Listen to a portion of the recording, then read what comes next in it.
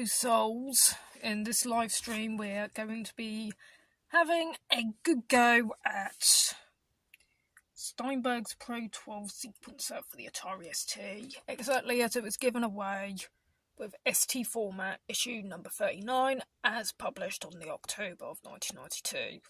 This issue of the magazine comes with 2 cover discs, the first one being quite a nice variety of programs: Dynamo the Game, Magic Storybook, and a whole load of utilities that all look pretty useful. And the second cover disc is the Steinberg Pro 12. Okay, this was designed to run on any ST, single-sided floppy disk, half a kilobyte of RAM, nothing too fussy or fancy, but it should be quite a solid sequencer and good to go. Inside the magazine there was a bit of a tutorial, which in some areas it's quite helpful and in other areas it's quite obtuse.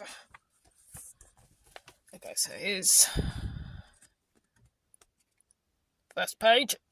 You can find this online actually, so if the image isn't very good, just do a Google search for ST format issue 39 and there'll be quite a few websites that have quite the archive of all this. But yeah, when I say obtuse, we're looking at number 4 here. Sets the cycle parameters, eats a penguin bar, then sulks for a while. What's that supposed to mean?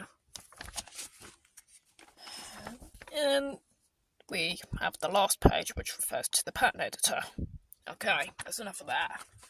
We're gonna get the sequencer, get going with that. Like any sensible fellow soul, I have made a copy of the main program. We've got this going.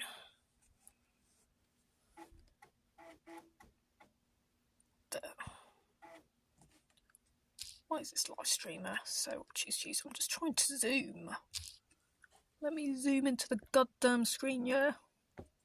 Thank you. God, it doesn't help, I've got a shit voice still. Right.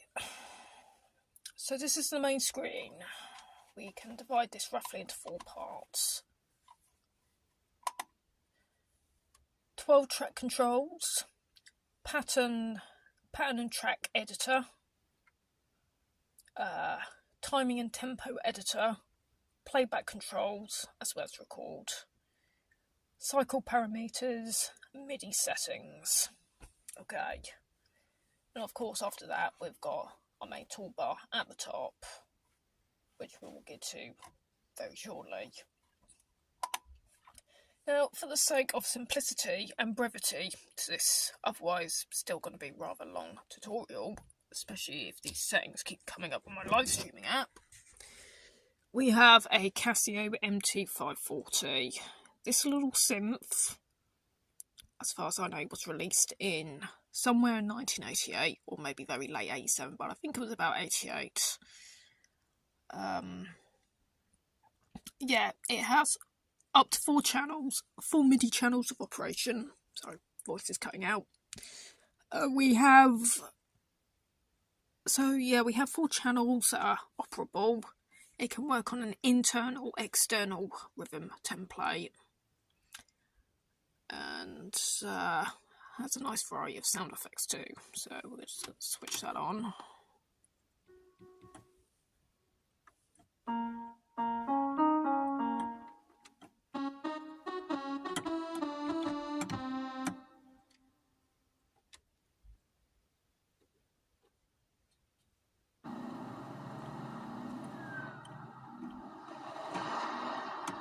Yeah, the sound effects are not actually operable via MIDI, but we can access them on the keyboards.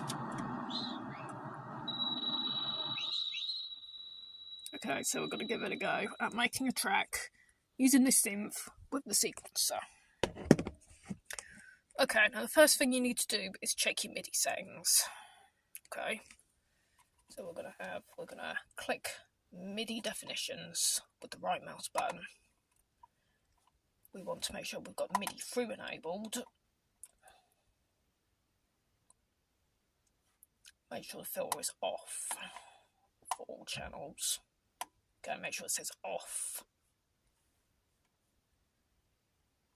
We'll turn off any redundant information like bender, control, anything like that, because this machine doesn't, the Casio doesn't support it. So if you've got anything on there that's not supported, then you might as well disable it and try and conserve the Atari's memory. Is that bender? Take that off. Polyphony supported. I don't even know what that middle one says. I do admit it's very difficult to look at this on a 5-inch black and white TV. After touch, we can disable that.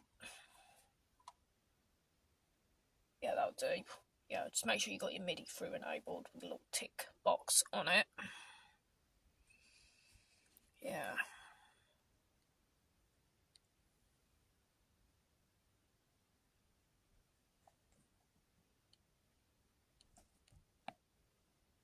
Just adjusting the camera a bit. There we go. Okay, now, like I said, there's only the first 4 channels, so if you use something like channel 16 for drums, forget it, you have to use channel 4 for those. Okay, so we've got 1, 2, 3, we've got 12 tracks, and each one of them can be assigned to any MIDI channel you like. Any of the MIDI channels from 1 to 16. But of course, since our Casio only goes from 1 to 4, we'll just be using those instead. You can do multiple overdubs, so you can have 2 of these assigned to channel 1, for example, and it may well work.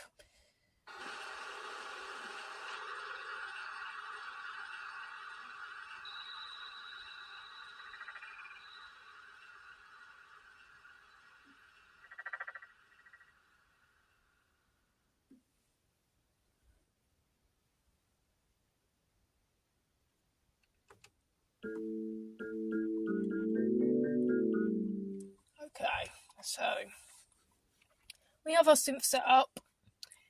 First thing that we want to head to is the master track editor.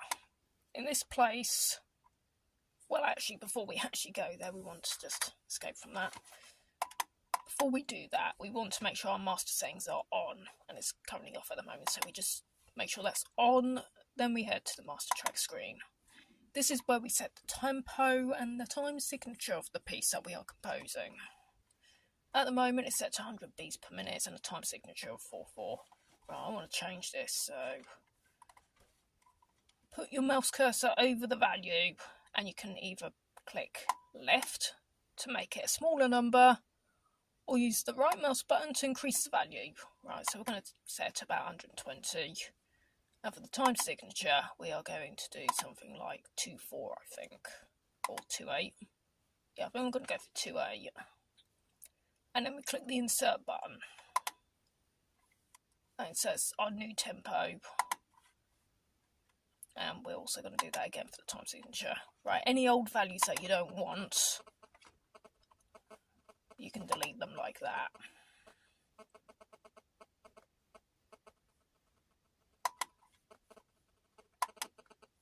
Sorry about that buzzing.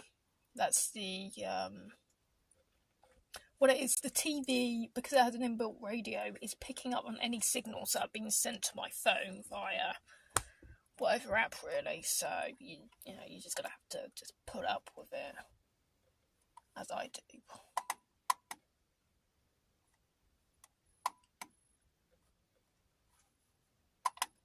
Right, once we've fumbled about with this a bit,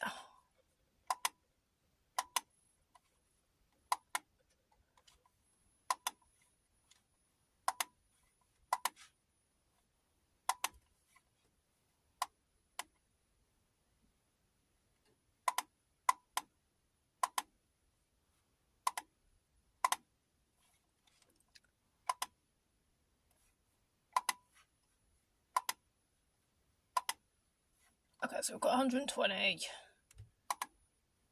and a time signature of 2/8, because that's what I'm in the mood for.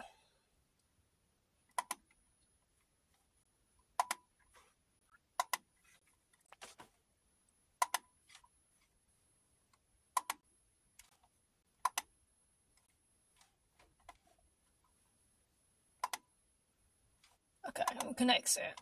Right, so that's the speed of our song setup.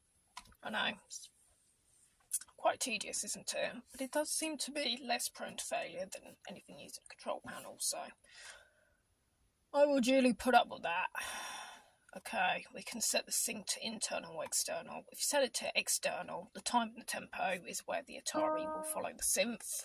If we set it to internals, where the timing of the synthesizer will follow the Atari. So we'll just leave it internal for the time being. We'll get to that later. Okay. Right, I'm going to choose a channel number for our first track.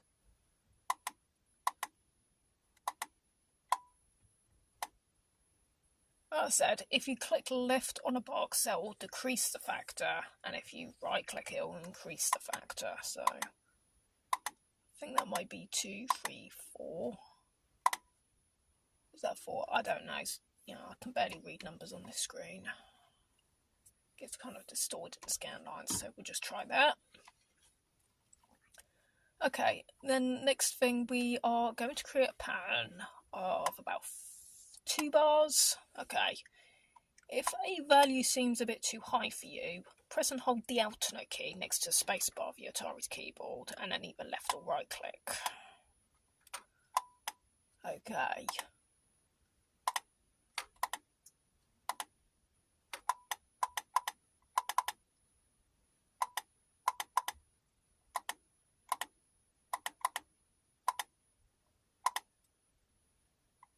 Okay, so we've set the right locator 310 and the left locator is just 110. So that will make a 2-bar pattern. And once we do that, we're going to go pattern, create, click create, and that will give us a 2-bar area that we can record onto track 1. Okay, you can actually cycle this, so you can overdub as many times as you like, which is probably quite good for rehearsals. Yeah, okay. And then when you're ready, just click record.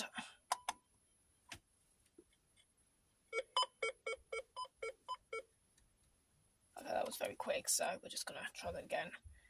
We can click 0, which puts us right back at the beginning of the tape, and we can just record that again. Okay. 0 that, play.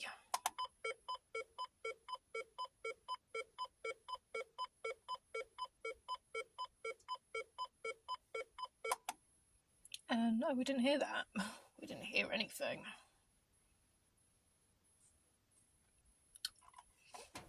Which makes me wonder if that track was even set correctly. Okay, maybe we should just try track 1. Keep things simple.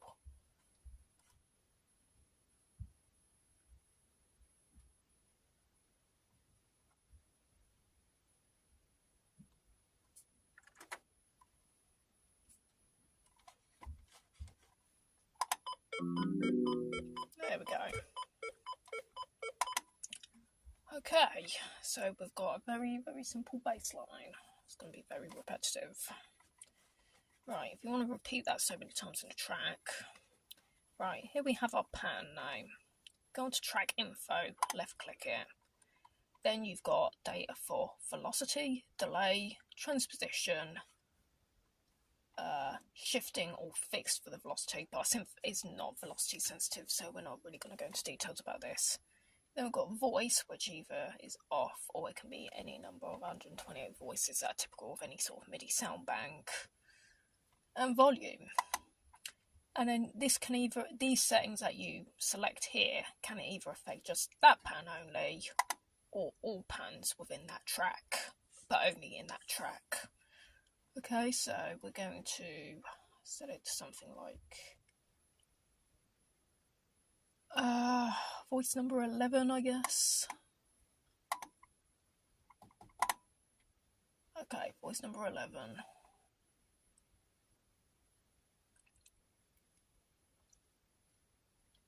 Might be funky clavy. So it's 12 then. Okay. Now if we play that back, that changes it. Okay, so right, next thing we want to do is set the destination bar to 3. So click that, hit 3, press the return key, and then what we can then do is get the pattern box, click and drag it with the left mouse button, and then we drag it into track 1. There we go. Now if we play that back, and there we go. And you can do this as many times as you like to make a complete arrangement for the song. Okay, so we can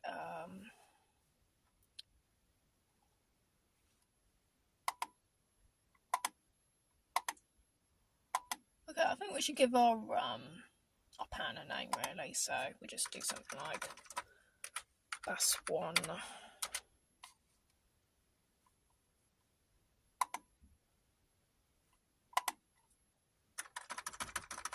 And I'll copied 1 bass 2. Okay. Now, if you want to make any changes to one pan and you don't want it affecting the other pan within that track, then you choose which pan you want to change using the left and right mouse buttons in this box. So we've got 1, 2. So what we're going to do, the second repeat, we're going to transpose it to a different key. Okay, so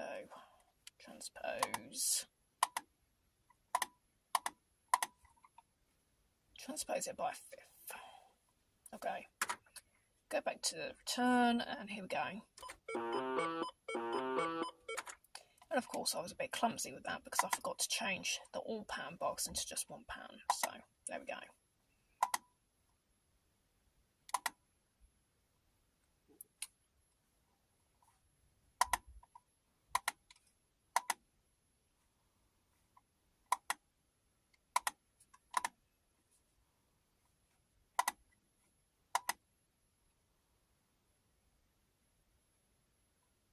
And of course it's meant to be transposed, not the delay. See, that's how clumsy and brain dead I am.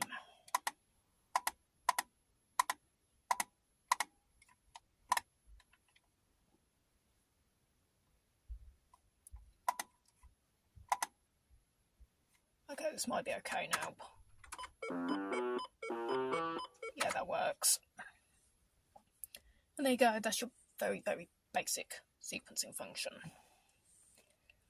Now, if we want the Atari to actually follow the rhythm of our Casio synth, we're going to press internal sync via this box.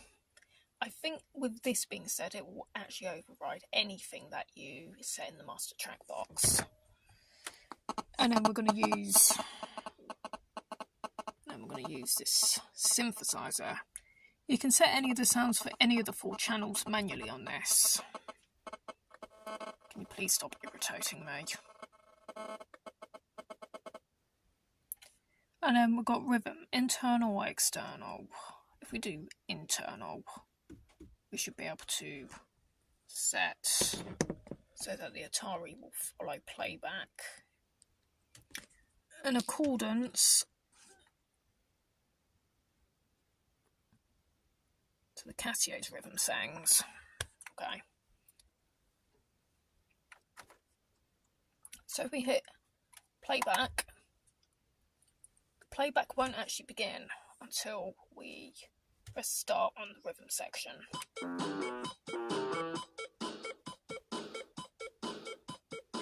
Notice how the beeping of the sequence's internal metronome is a bit different. So, okay, if we set the cycle parameters, okay, so that's 3, 5.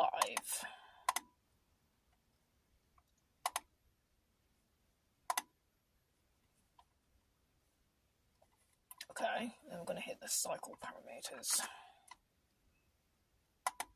Okay, now if we start the drum kit on the Casio with this button, and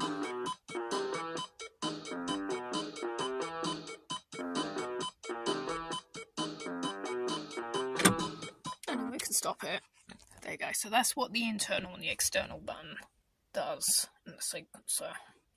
Now, if you want to just write mainly using just the Atari, well, actually, before we get onto that, you should actually know that if you set it to waltz, it will definitely change the time signature because it's always 3/4 with that type of music. So, again, press that.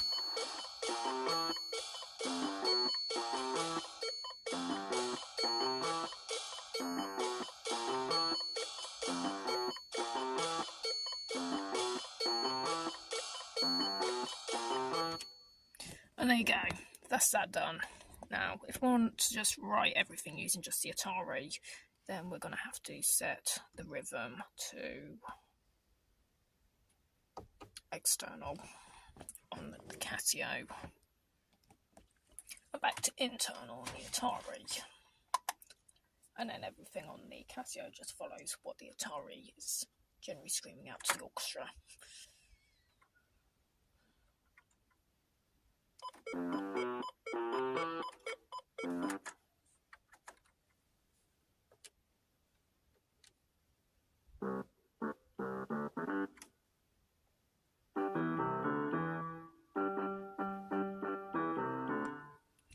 Now, one thing about the Casio 540 that's worth noting is that by default you have about 20 different sound sets, but there's an additional 10 sounds that can only be accessed via MIDI transmission, and these are selectable via the patch numbers 19 to 29 or 20 to 30, depending on how your sequencer displays these things.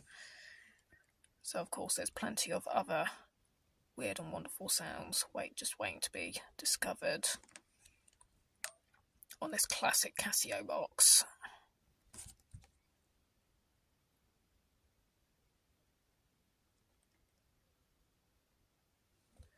Okay.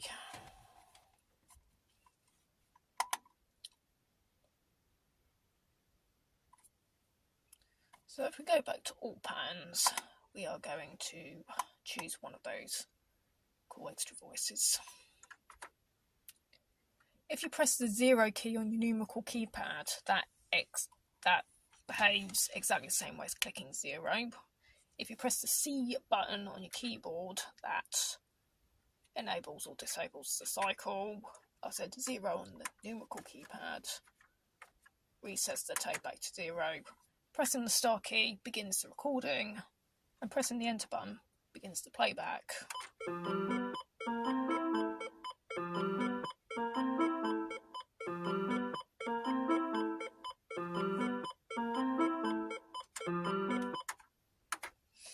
Okay, so that's quite good.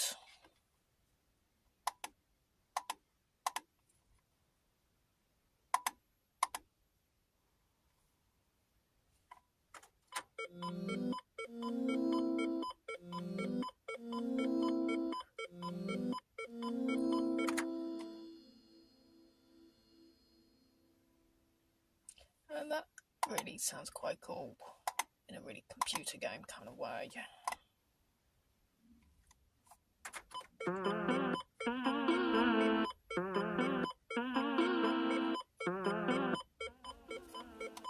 If you find that beeping of the metronome to be kind of annoying, you can turn it off.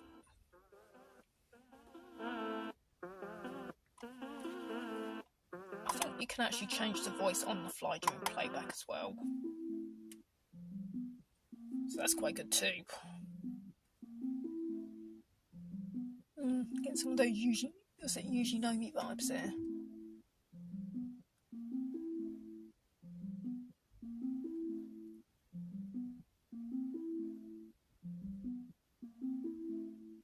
That's quite good. You can press the space bar to stop the playback, hit the 0 key to go back to 0, start again. What else can we do here?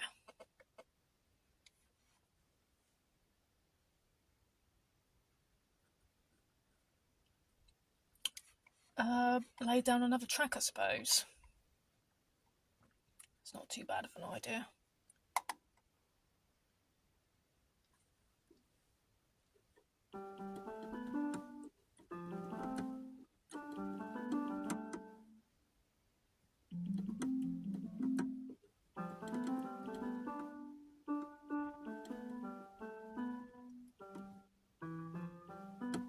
Right, if you want to start recording on another track, you have to select that track.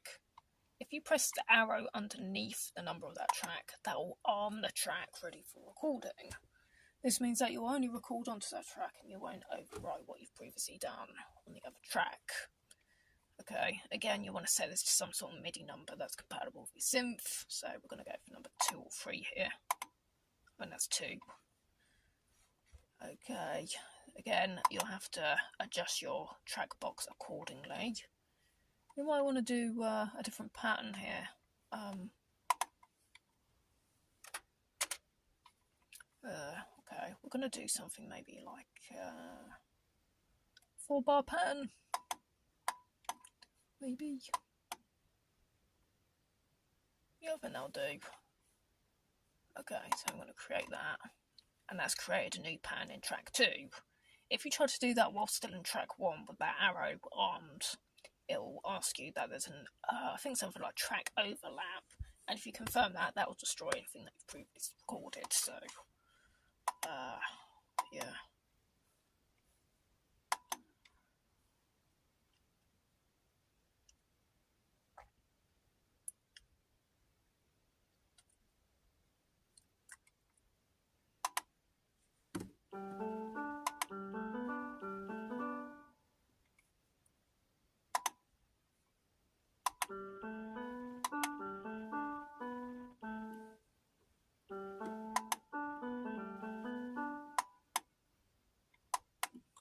Okay, what are we going to go for?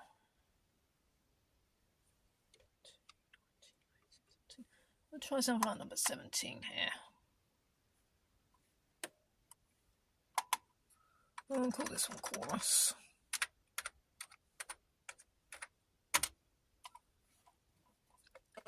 Hit it to 0, start recording.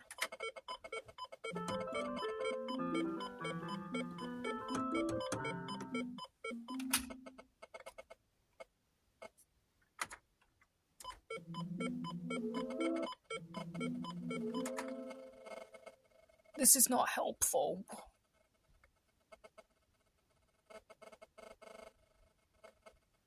You see why usually I do not like recording these things.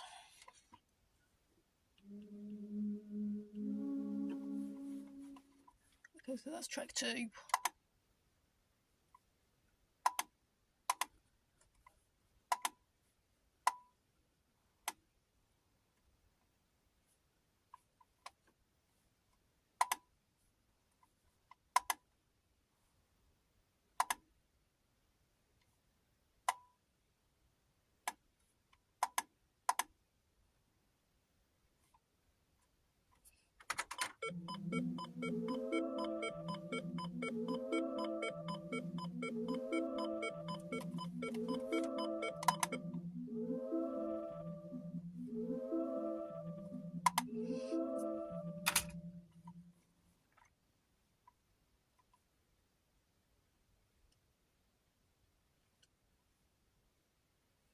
Okay, maybe we should try bells for something like that. But you get the general idea. What else is there to cover here? MIDI, mode settings. Yeah, these are settings for your synth. Because each vintage synth is going to have its own particular limitations and idiosyncrasies that might apply to one machine and won't necessarily apply to the next. So, yeah, that's always fun to deal with. Mode settings. The MIDI mode can either be mono 1, monophonic 2, poly, omni, local on, or local off. Not quite sure what the last two actually mean. Not familiar with those things. And then you can also change how the note off messages are handled, which is either mono 1, poly, mono 2, poly, omni off, all notes off, poly, mono 2, or omni on. Yeah, that's fun to understand.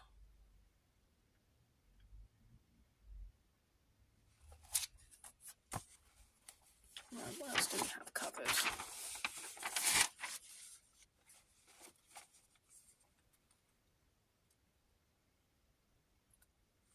Yeah, that's right. If you want to set off the timing of yet another drum machine or sequencer or something, you can make the MIDI clock. You can turn it on and that sends the rhythm of the Atari to another synth. Basically like the reverse of what we just did with the Casio moments ago.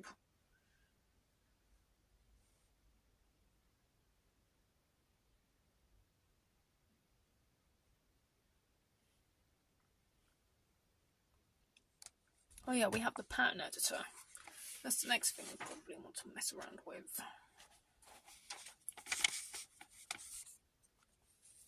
Yeah, that's like another self-idiosyncrasies to itself.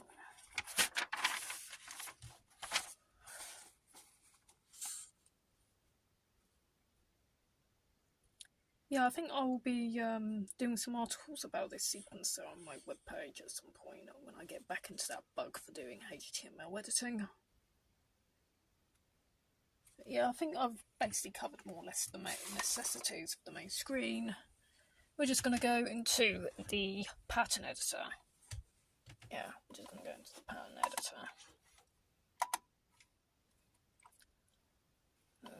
Right there. Oh, we're going to go score edit from pattern. Do that.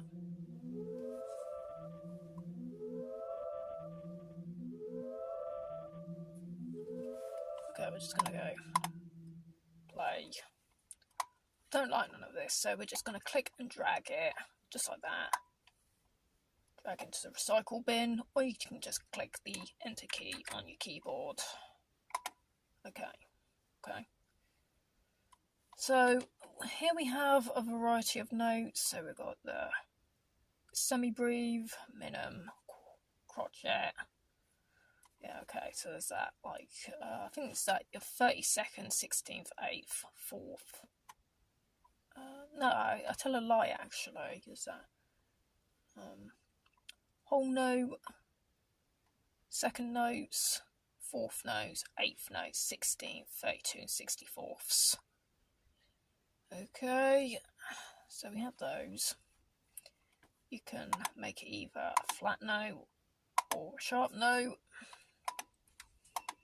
I'm not quite a master of this particular screen yet, so please bear with me if I seem a little bit forgetful about something. You can also enable as to whether it's going to be a triplet note or a dotted note. So lots of timing options there. We're going to go for the 8th notes. And then what we're going to do is fill. And then when you do that, playback.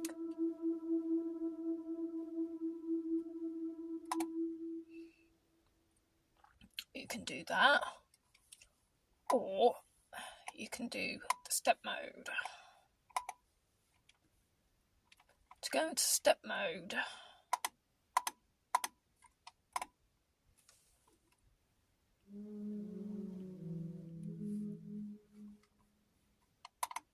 you have to right click on the insert button and that puts you into step mode. Okay, so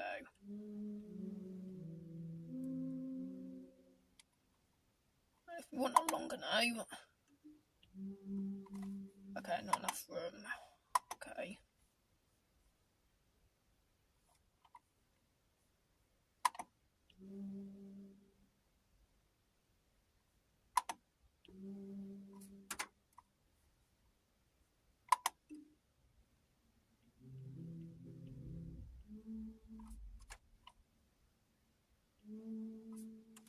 Okay, we're just going to see how that sounds now.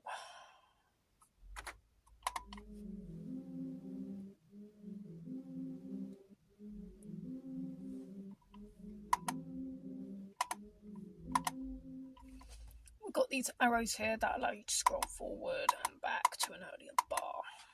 Okay, so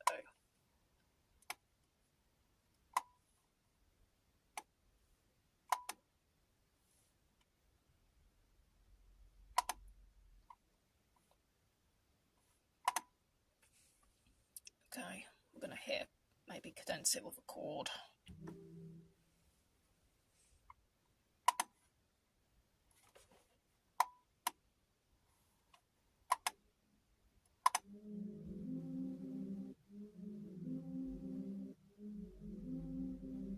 Okay, that didn't quite work as I'd expected.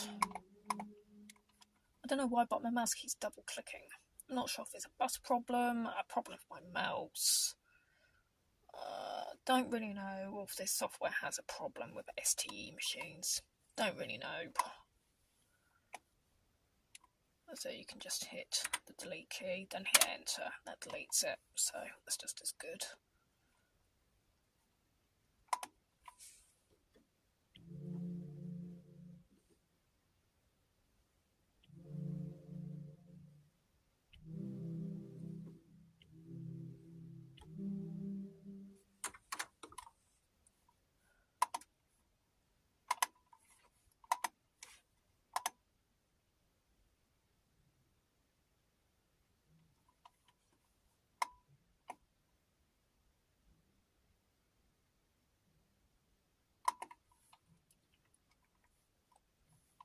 Let's just go to the synth settings. 101 poly. Well, yeah, it's polyphonic.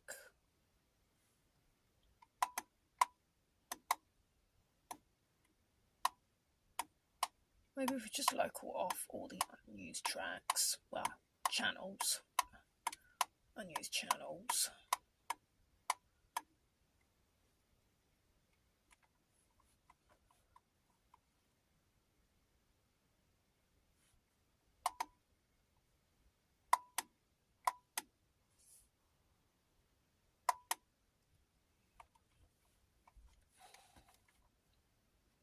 Back to score edit.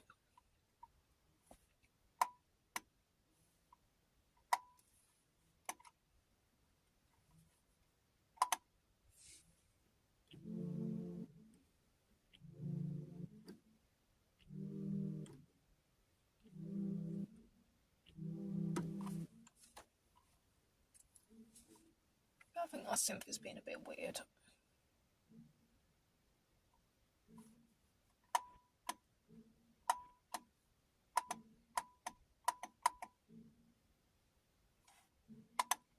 I think we might need to probably make sure that the play button is completely off. We're just going to do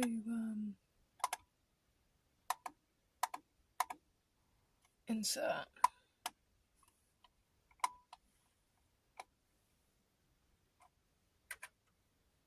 I don't know.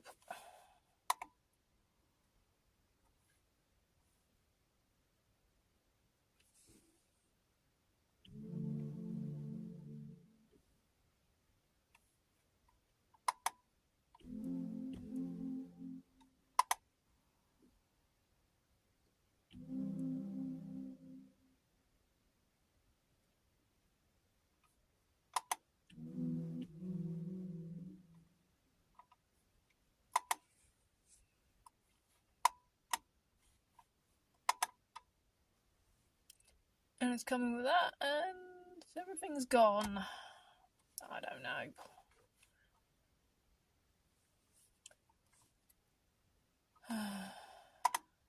Go on, play it.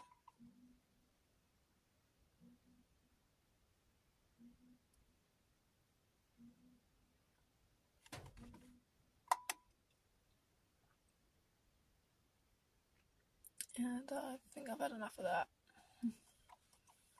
There's definitely a lot more functions, but I think this is like the beginnings of other things. There's also an arranger mode, but that's an absolute pain to use. It's like even worse than what we've already dealt with.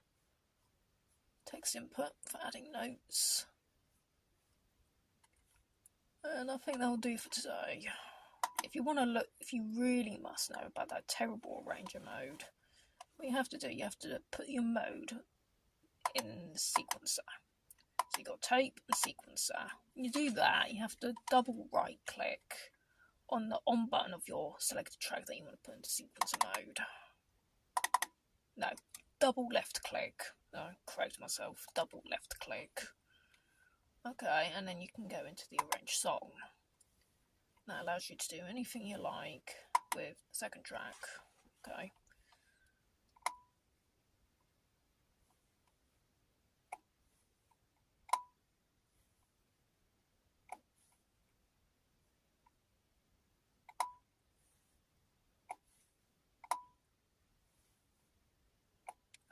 so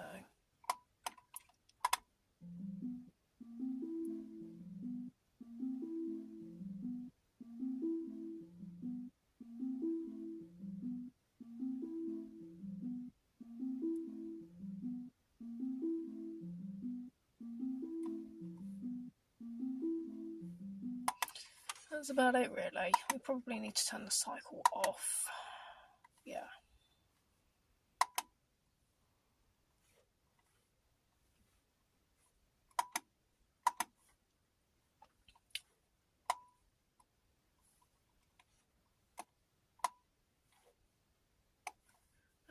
The idea of this is to just click and drag, but it's really such a pain in the neck to use. I'd rather use like any other function but this.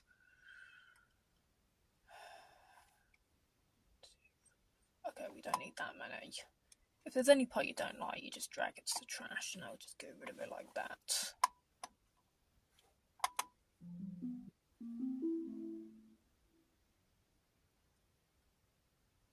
I think that's how it's supposed to work, but it doesn't play right, so I'm just going to say bye. Get the hell out of there.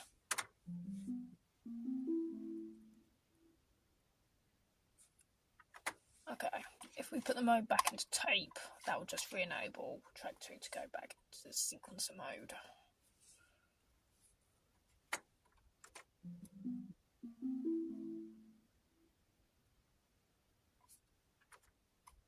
Well, I'm going to try track 4 now. I'm going to try this one with like drum kit.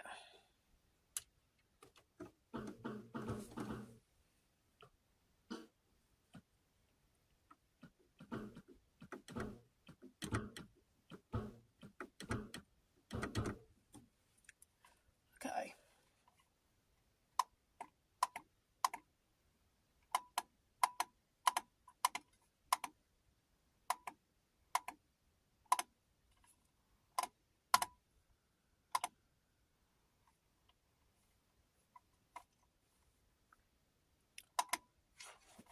Create that.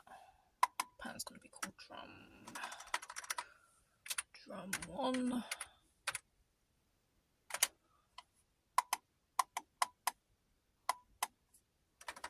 We can also name our tracks, which is probably a really good idea to do that.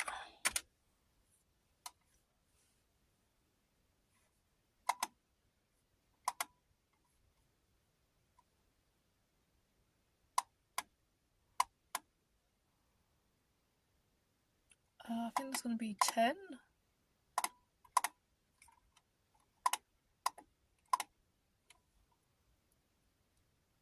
Yeah, that'll do. And we'll just hit 0, start key.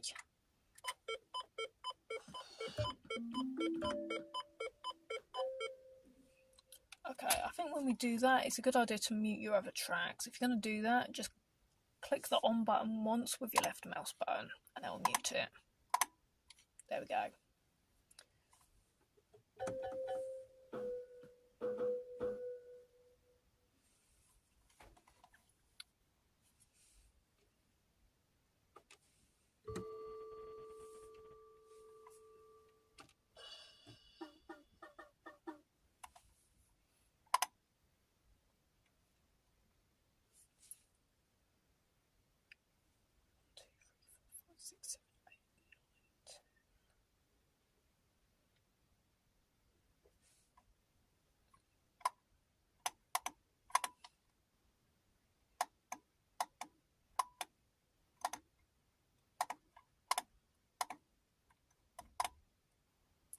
Okay, we'll try number 11 instead.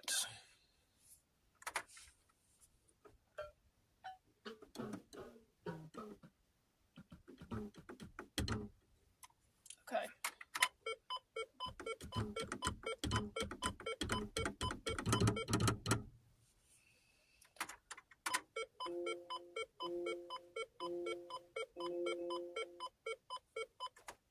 Right, that sounds terrible.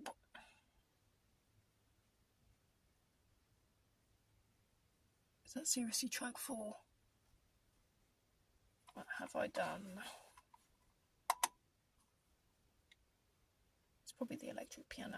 Right, we're going to just set that back to 10 again.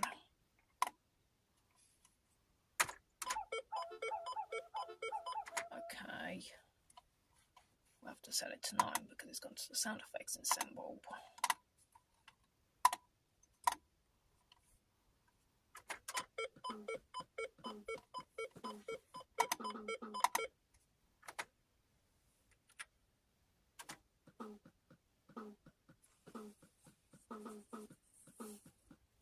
Okay, now we finally have a drum beat.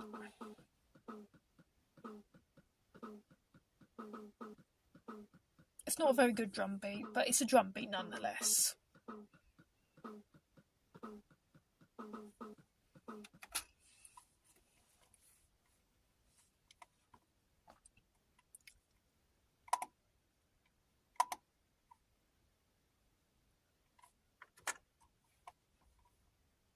Okay, so that's 1, 3, 3, 6.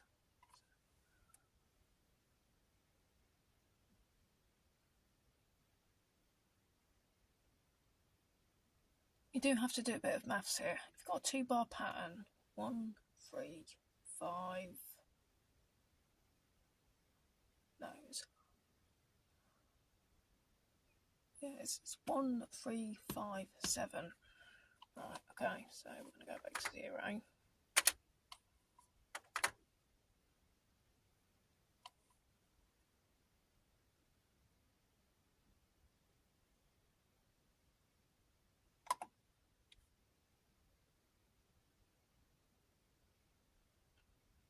So I just let my brain do some thinking here. It's actually slower in clock speed than what the Atari is.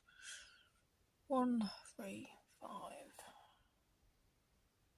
Yeah, this channel is run by a real human being. A pretty crap one at that too. 1, 3, 5, 7.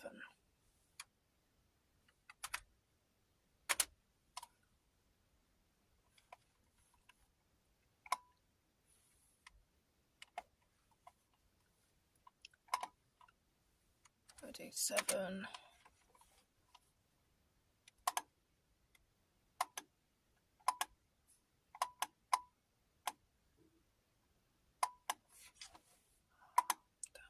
Needs to be track 1.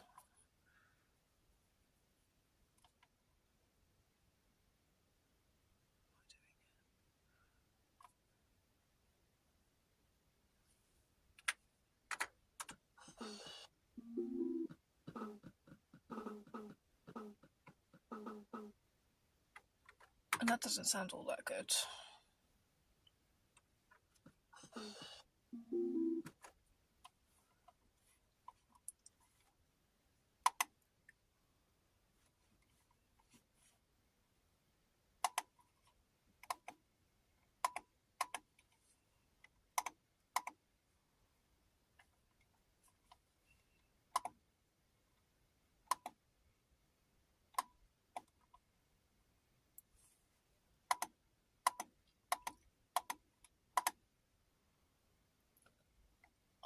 I'm not sure if it's Omni mode. I did write down a few specifications from the original online manual onto a bit of paper, but chances are I probably didn't write that section down. I can't remember if the Symphony actually operates in Omni.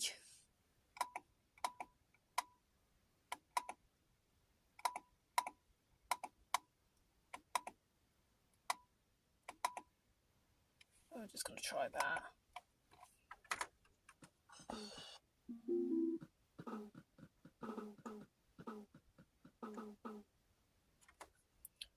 Right.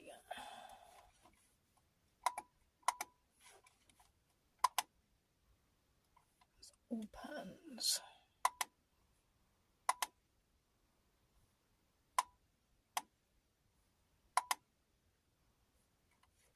Okay.